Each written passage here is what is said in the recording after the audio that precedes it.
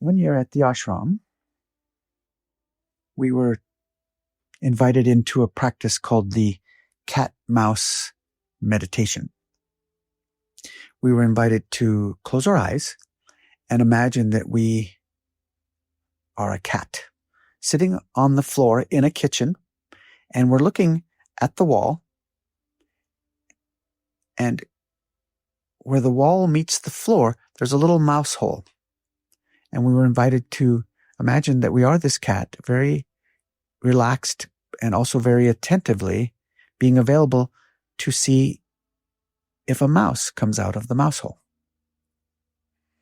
And if a mouse came out of the mouse hole, we were invited to consider that we could either chase after that mouse, or we could just notice what kind of mouse it was and then rest back and see if another one came. So we were invited into this type of meditation. And what I realized from this cat-mouse meditation is that it was a metaphor that they were inviting us into.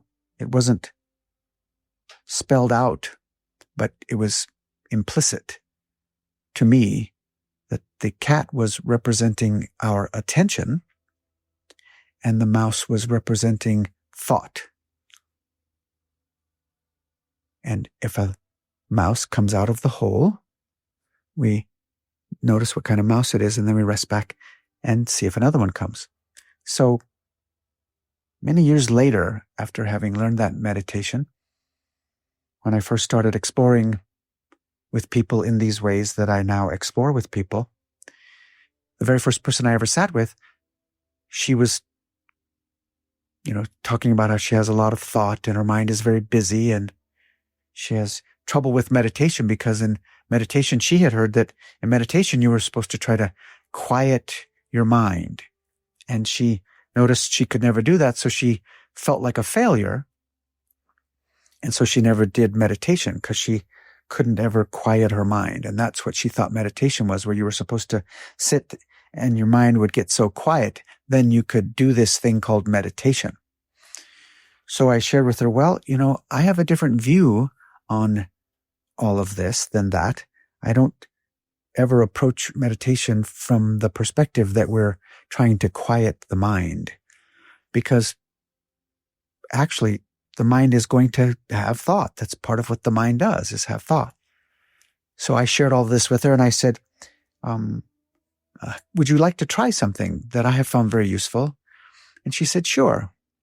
So I said to her, rather than teaching her the traditional classic cat-mouse meditation, for whatever reason in that moment, I imagined that she was the cat, and I just sort of invited her into the metaphor. I said, okay, now just be on the lookout for your next thought. Just be available. Be on the lookout for your next thought. If your mind happens to send up a thought, and if the thought arrives, tell me what kind of thought it is.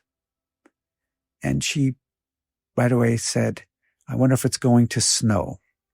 And so then I said to her, okay, now let's name that thought. Wonder if it's going to snow thought. So we've named that one. Okay, now rather than going into that thought with our attention, let's now properly honor it and name it.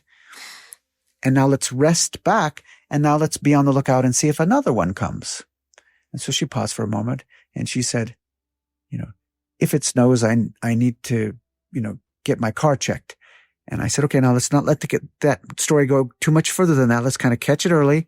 Car checked, if it snows, thought. Now let's rest back and see if another one comes. So she rested back and she said, how come I didn't already take my car in the other day? And I said, okay, now let's catch that early.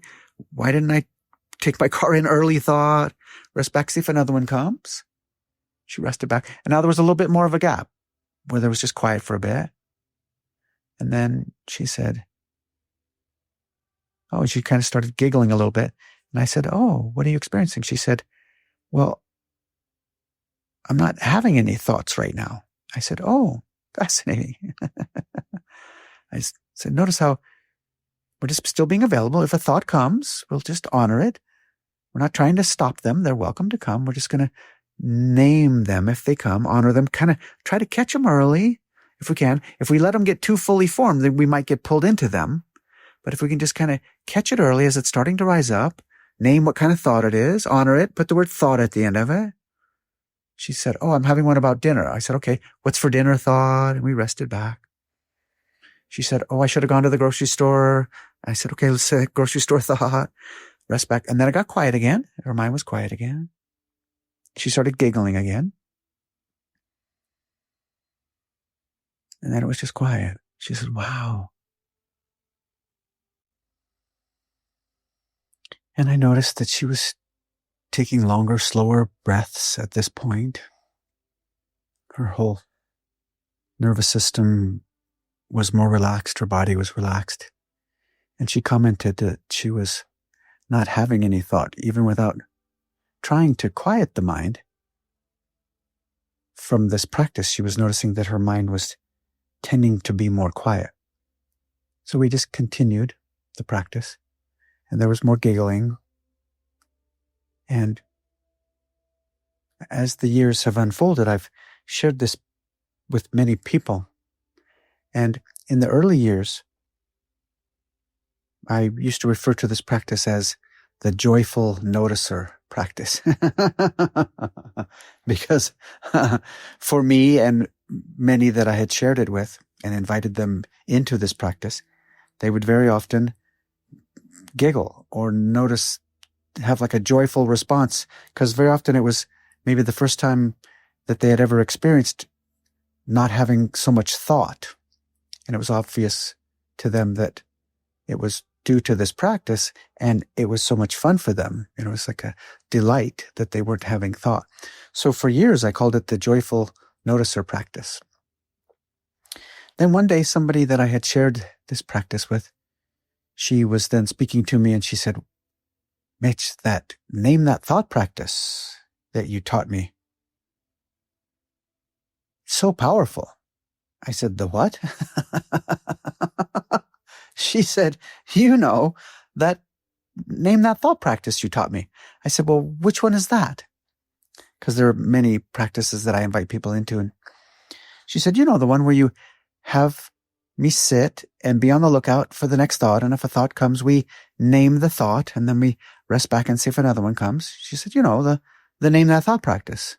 I said, oh, that's a wonderful name for it. And she said, well, that's what you called it. I said, well, I don't remember calling it that, but I said, do you mind if we call it that from now on? And she said, oh, okay, sure. So from that point on, I've always referred to it as the name that thought practice. Because as she pointed out on that day, that is really the essence of the practice. We're honoring thought. We're not in any way trying to stop the mind. The mind will think. That's part of what minds do. The mind is simply just trying to help us. Our minds are very good at solving problems and analyzing and organizing and considering and sifting through details and being very helpful to us.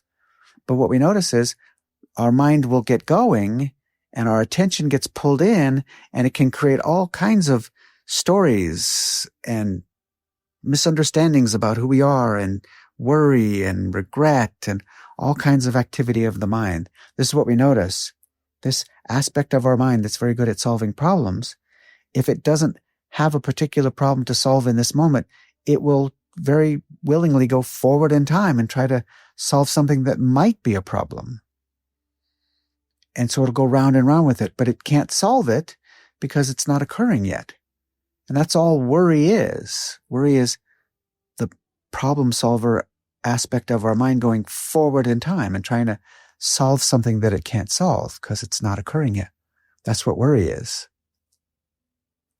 In the same way, our mind, the problem solver mind, will also go back in time, and it will try to solve things that already occurred, that our mind identifies as problematic. It will try to solve things that already occurred. Well, it can't solve those either because they already occurred. And when the problem solver mind goes back in time and tries to solve things going back in time, which it can't solve, it creates regret, guilt, shame. resentments.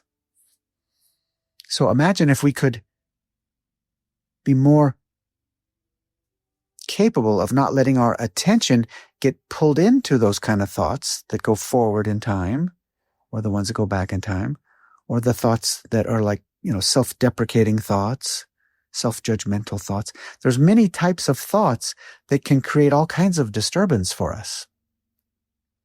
If we had a way of not getting pulled into those so much, a way of not following those thoughts that then create all these worrisome moments or regret moments or self-deprecating moments. If we had a way to be less likely to get pulled into those type of thoughts, we could reduce the amount of stress and worry and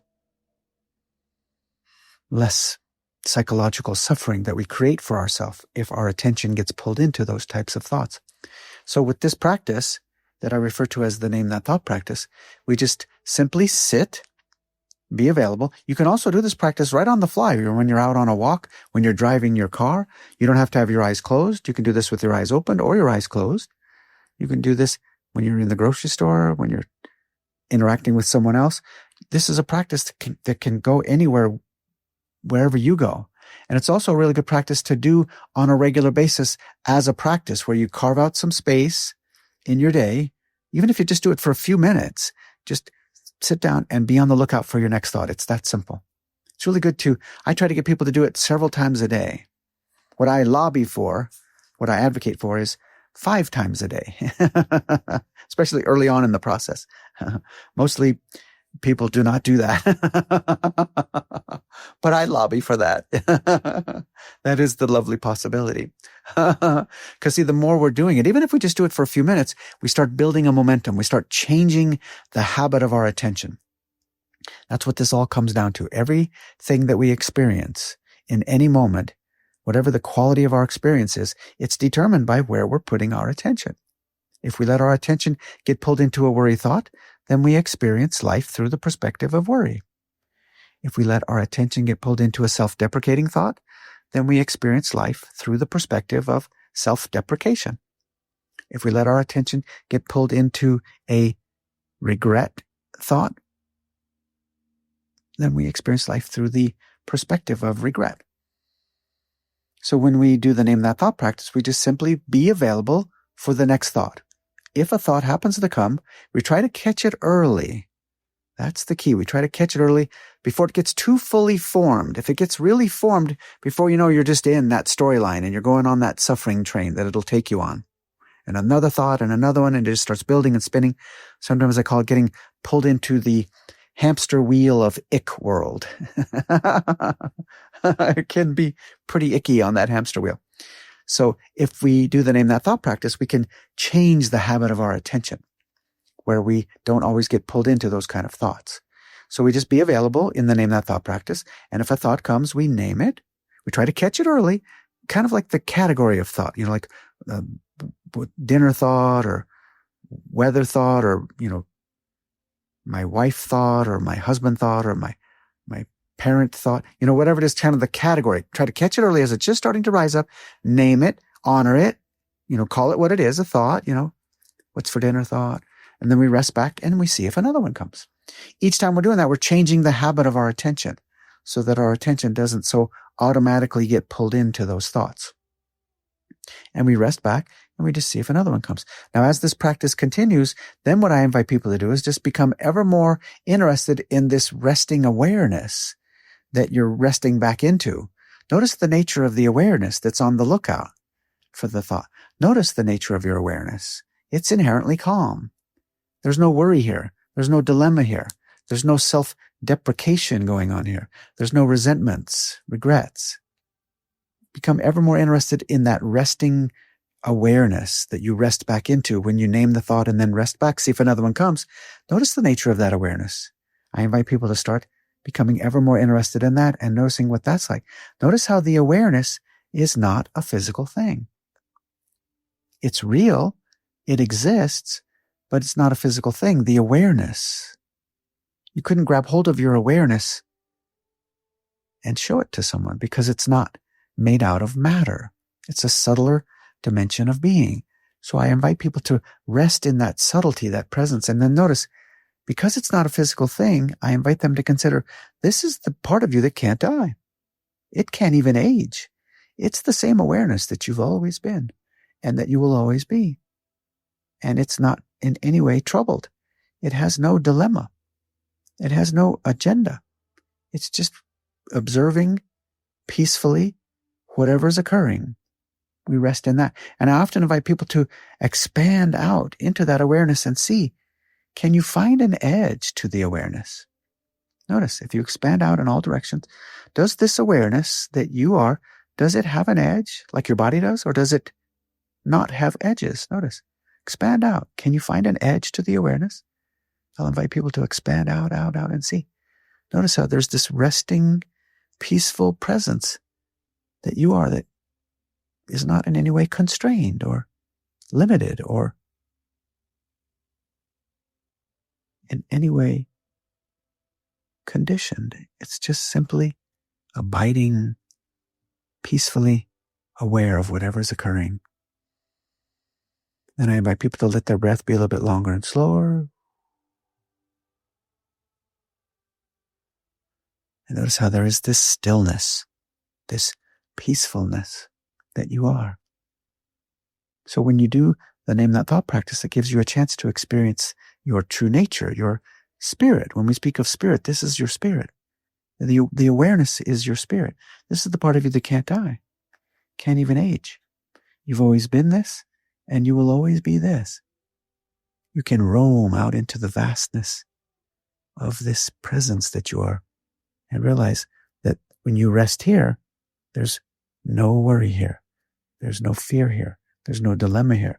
There's just resting presence that you are, that you've always been, and that you will always be.